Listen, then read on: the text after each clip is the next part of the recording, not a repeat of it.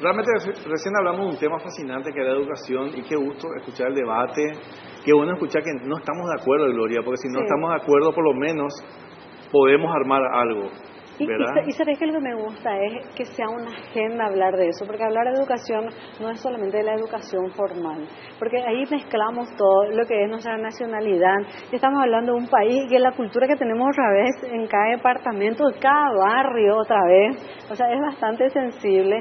Imagínate eso que vos necesitas otra vez transmitir para la salud, que estamos hablando de vida, y vamos así con las complejidades, pero al final debemos, no es si siquiera tenemos, debemos hablar de eso. Y es un tema porque, como decía la doctora en educación Sofía Shade, ¿verdad? Nos pusieron, o sea, de un día para otro tuvimos que cambiar. Ella hablaba de aquellas teorías de la necesidad del encierro, que en ese momento fue importante. Hoy podemos discutir o no, pero estamos seguros que fue importante en su momento. Yo como docente pasamos por miles de cosas. Yo como docente digo, me costó volver a la normalidad.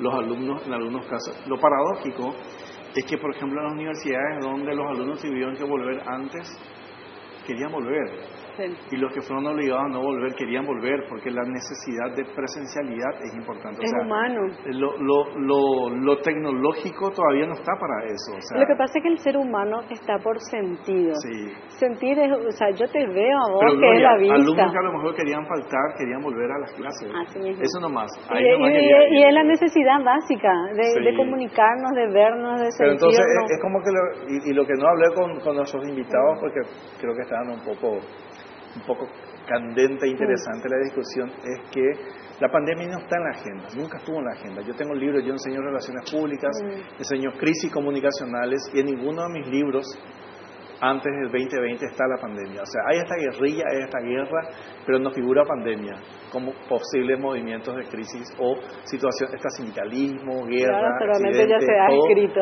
pero no está. O sea, tenemos que volver a escribir la historia a partir de esta pandemia que tuvimos. Así es que, un poco para cerrar lo que hablamos, porque justamente hablando de tecnología, nos acompaña el director de telemedicina del Ministerio de Salud Pública. En este caso viene como docente investigador del Instituto de Ciencias de la Salud, del Instituto de Investigación de Ciencias de la Salud, otra vez para hablar de investigación, otra vez para hablar de ciencias y de tecnologías. Doctor Pedro Galván, gracias por estar con nosotros. Mucho gusto y gracias por la invitación. De hecho, estoy para aclarar y sobre todo, ¿verdad?, para explicarle un poco el contexto de la investigación en cuanto a cómo puede aportar realmente para resolver problemas de un país, y más aún problemas puntuales como la que tuvimos durante la pandemia, ¿verdad?, que fue toda una odisea para todo el mundo. ¿Y cómo hacer, por ejemplo, y sobre todo desde la perspectiva de salud, las respuestas que se puedan dar, avances, porque eso también te da dificultades, errores cometidos para no volver a cometerlos, ¿no? O sea, ¿cómo fue esta experiencia? Bueno, más que todo, ¿verdad?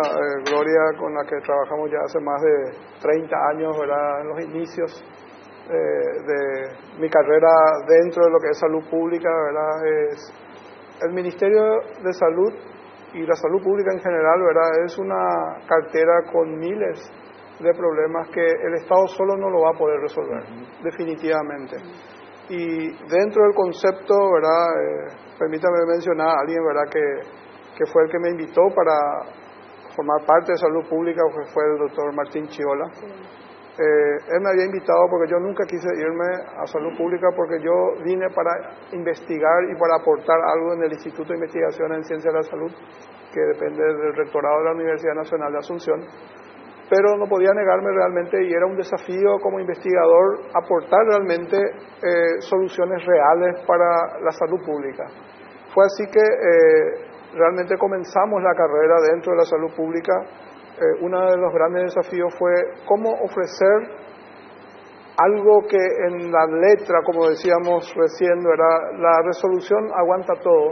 En este caso no es resolución del Ministerio de Salud, sino nada más y nada menos que de la Organización Mundial de la Salud, que es ofrecer equidad y acceso a tecnología a la población en general. O sea, ahora se habla de cobertura universal. Ese fue uno de los desafíos que a finales de la década de los 90, ya cuando tuve el gusto de compartir también con Gloria en salud pública, fue uno de los planteamientos que había hecho en aquel entonces el ministro, y comenzamos a analizar todas las alternativas. Como mi formación de grado es tecnología aplicada a la medicina o ingeniería biomédica, entonces fue ahí que realmente yo dije, este es el momento donde un investigador puede encontrar alternativas, que lógicamente es una solución tecnológica o técnica que tiene que ir de la mano de una decisión política, indudablemente, y esos lógicamente tienen que tomarlo las autoridades y el Estado en sí, ¿no? Fue así que encontramos Sí. un planteamiento a lo que sería el embrión de todo esto que hoy quiero comentarles, ¿verdad? En qué terminó eso, para crear un sistema de telemedicina para el país que parecía algo utópico para un país pobre, ¿verdad? Porque se hablaba de telemedicina para países ricos, como Australia, Canadá, Estados Unidos, algunas partes. O veíamos las películas, ¿verdad? O veíamos la película, ¿verdad? Exactamente. ¿Y qué fue lo que realmente hicimos? Y eso es probablemente es un mensaje que me gustaría realmente lanzar en esta oportunidad a mis colegas investigadores y a la ciudadanía en general, y sobre todo ustedes que viven en el día a día, en las calles, ¿verdad? Hay una cuestión que nos destaca a los latinos, la picardía y la creatividad, ¿verdad? Para ser más honestos, ¿verdad? La picardía latina o la creatividad latina, ¿verdad? Es lo que siempre le caracterizó al latino, pero en el mal sentido y no en el sentido positivo. Como a mí me cupo una formación realmente diferente con los anglosajones, mis profesores siempre me decían, el mundo va a estar regido por la perseverancia del anglosajón, pero con la creatividad latina. Esa es la combinación que se necesita en el mundo. Y fue así que nosotros realmente asumimos el desafío y creamos, ¿verdad? Ya a principios de los años 2000, la primera prueba de telemedicina en aquel entonces, pero fue vía satélite, ¿verdad? Imagínate lo que era antes. Sí. Lo que Y quiero costaba, decir, ¿verdad? me quiero decir una aventura, porque hoy yo siento, con lo que él me está diciendo, yo me siento así como ermitañísima, ¿verdad? Yo me acuerdo que con el doctor Mime y César Cristaldo, cuando a mí me tocaba estar en atención primaria de la salud, que es diferente a lo que hoy conocemos. ¿Y sabes qué? Una vez hicimos en una semana 1.800 kilómetros. En un bus nos subimos todos. Y ustedes no me van a creer, y César, vos no me van a creer. Era conectividad. De las unidades de salud familiar más lejanas, llevarle a que se conecten a internet. Y vos me decís, y salía todo el barrio para festejar de que llegábamos nosotros y era el aparatito que se le entregaba. Sí. Pero imagínate lo importante que era, y hoy supongo que eso en estadística se ha de estar reflejando mucho. Pero imagínate vos, de que eso nomás haya sido, pero que en ese momento haya sido la diferencia estadística de que salud pueda dar una respuesta para salvar vidas al final. Al final de la historia, vos salvaste a una embarazada, vos salvaste un niño recién nacido. O sea, vos salvaste un accidentado. Sí. Pero imagínate, dentro de nuestra inocencia, porque yo creo que todos éramos muy inocentes en ese tema, nos íbamos 1.800 kilómetros, hicimos creo que en una semana.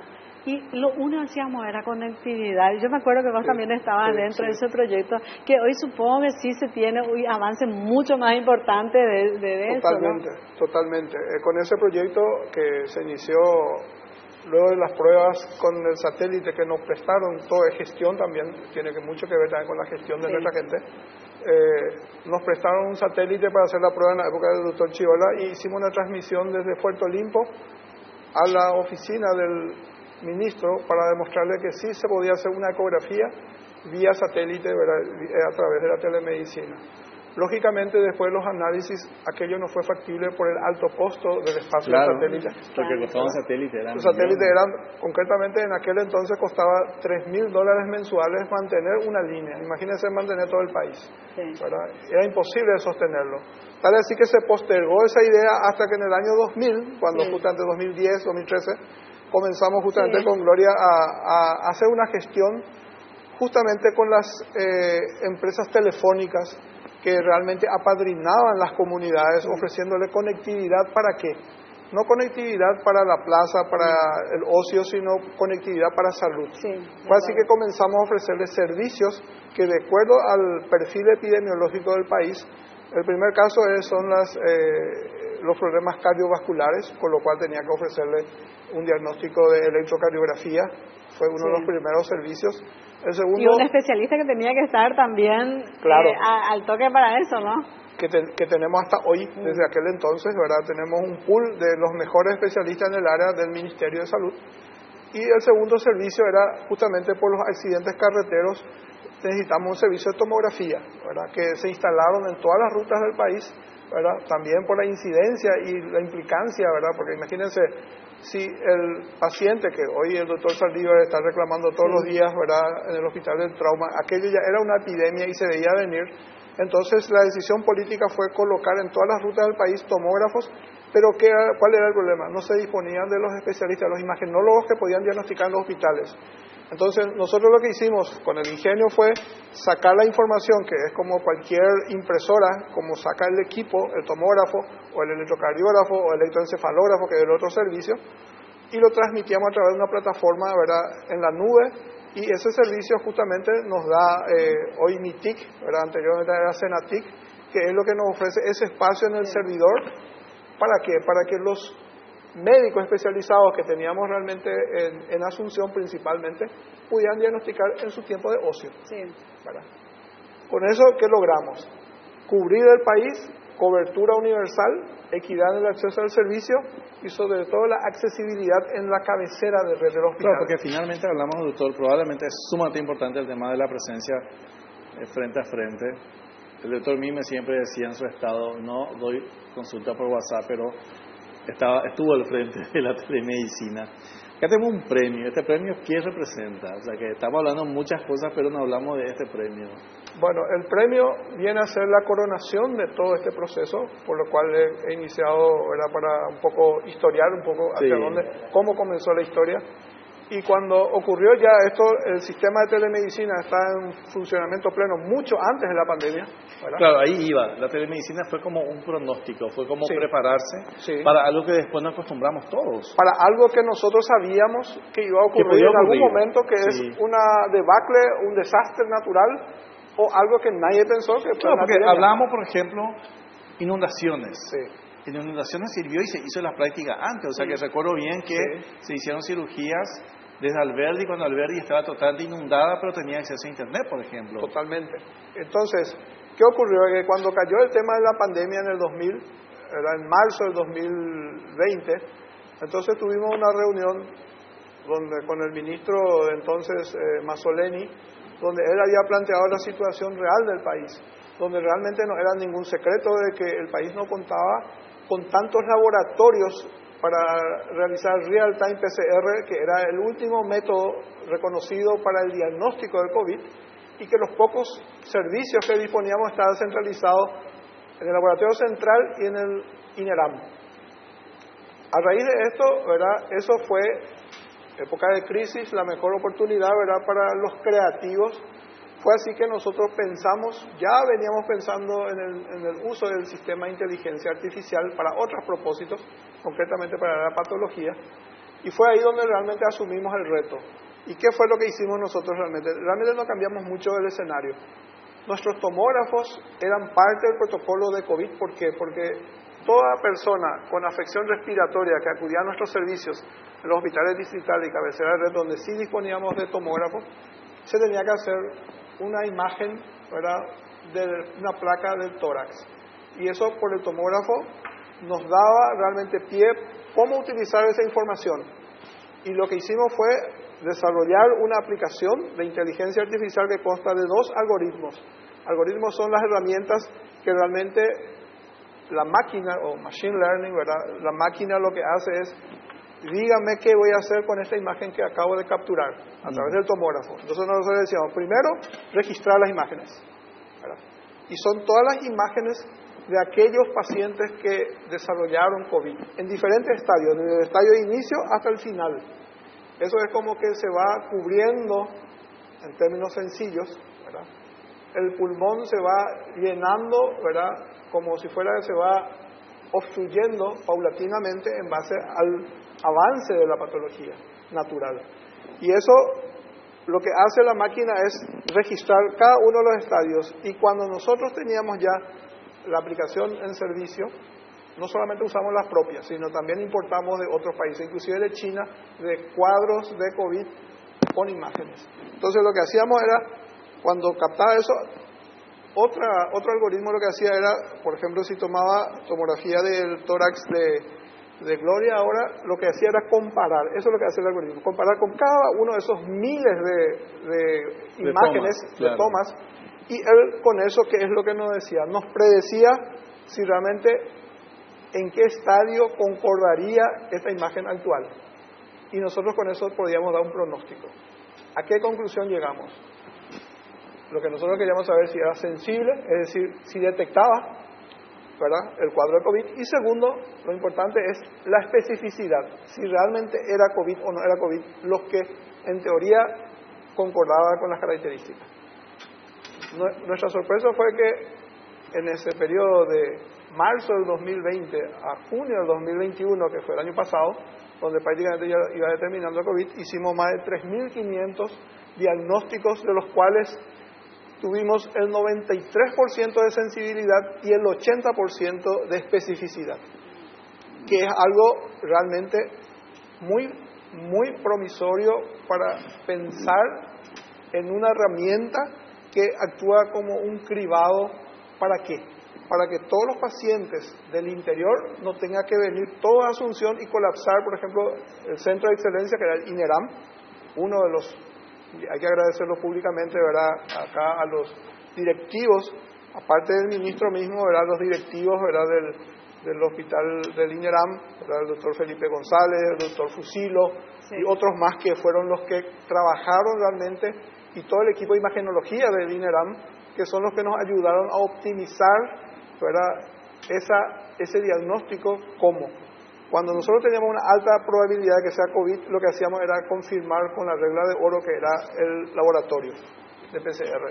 Y por eso determinamos que llegamos a la conclusión de que tuvimos una sensibilidad del 93% y 80% de especificidad, con lo cual ellos podían tener un poquito de aire para que no colapse todo el sistema, a pesar de que estuvo al borde siempre, pero lo manejaban muy bien, para que aquellos pacientes que no ameritaban venir a un centro, se les monitoreaba a distancia y se mantenía el distanciamiento social, que era otro de nuestros problemas.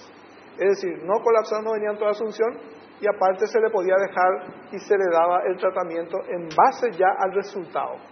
Y eso fue uno de los principales logros. Este premio fue justamente dedicado por la Sociedad Latinoamericana de Ingeniería Biomédica como un proyecto de investigación y de aplicación en salud pública, y también por la Boston Scientific de Estados Unidos, que realmente lo que hace es detectar soluciones innovadoras a partir de investigaciones en cortos plazos. Y sobre todo, o sea, quiero rescatar lo siguiente: dentro de todas las dificultades de lo que es el sector público, hacer investigación.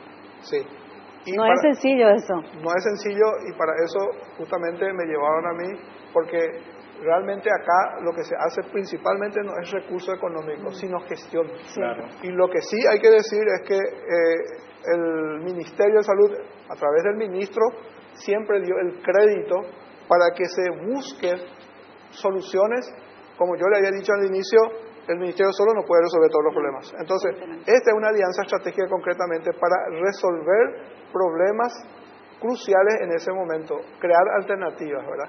Y creo que es el camino correcto para encontrar a los múltiples problemas que tiene normalmente la salud pública cuando no se dispone de los recursos, y sobre todo, ¿verdad?, cuando realmente esto había un tema muy complicado y complejo para resolverlo.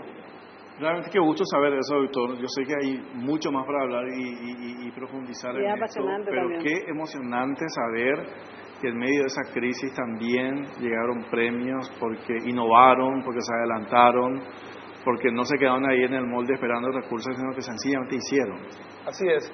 Y sobre todo, ¿verdad?, acá lo importante, como le había dicho, probablemente los técnicos podemos plantear todos, pero lo difícil a veces es que uno reciba el apoyo, ¿verdad?, político, que es lo más importante para poder abrir las puertas, porque las puertas se abren a través de la credibilidad del grupo de trabajo, ¿verdad?, y sobre todo de las autoridades que creen en sus recursos humanos, que es lo más valioso que tiene todos los ministerios y todo el país. Y si es que vamos a hablar, yo soy, en eso creo que César, vos me conocés también, yo soy salubrista y siempre hablamos, ¿verdad?, una admiración siempre a los compañeros, y siempre hablo de que en salud pública hay mucha ciencia.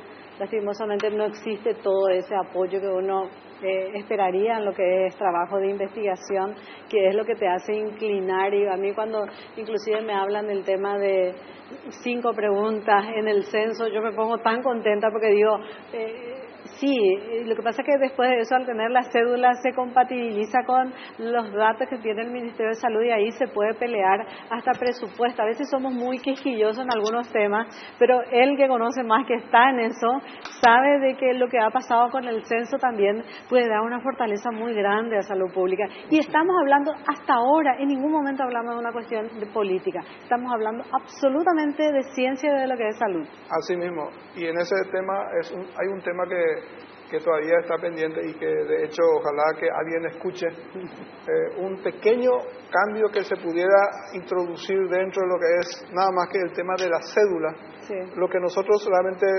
pedimos desde hace años es que se incorpore el chip, ¿verdad?, en la cédula paraguaya. ¿Para qué? Porque nosotros queremos hacerlo un ciudadano de lujo, el ciudadano paraguayo, y ya no nos falta mucho. Necesitamos que en la cédula esté el chip para que lleve las informaciones básicas de salud que necesita tener cualquiera. Pero y con eso traducirlo en cualquier parte del planeta, con un lector nada más, para saber si un paciente es cardíaco, si un paciente es diabético, si es hipertenso, cualquiera de las patologías, y tener en cualquier idioma que pueda pasar. Ya hoy es viable eso, ¿verdad? Esto de inteligencia artificial ya es viejo realmente hoy en el mundo.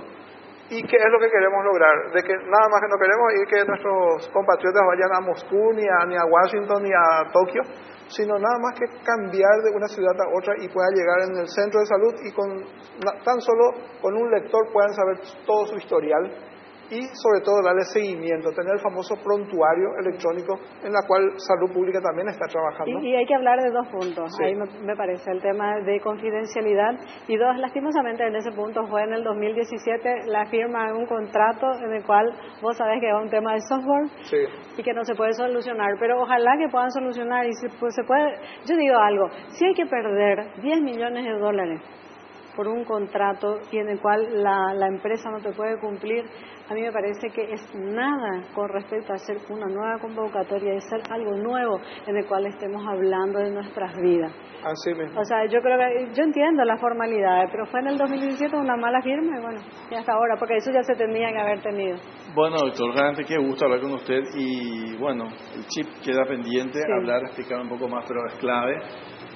No es nada nuevo tampoco, se va a inventar algo nuevo. Inclusive para los pasaportes ya tendríamos que haber tenido. Sí, deberíamos haber tenido. Y además, vos sabés que el pasaporte es grave, vos que viajás también, César, va a llegar estamos a años que no nos van a aceptar en otros países. Y no estamos hablando de 10 años, estamos hablando de pocos años, vos sabés, sí. Eso también. Estamos ahí a un paso que ya no nos reciban en ningún lado. Bueno, doctor Pedro Galván, gracias por estar con nosotros.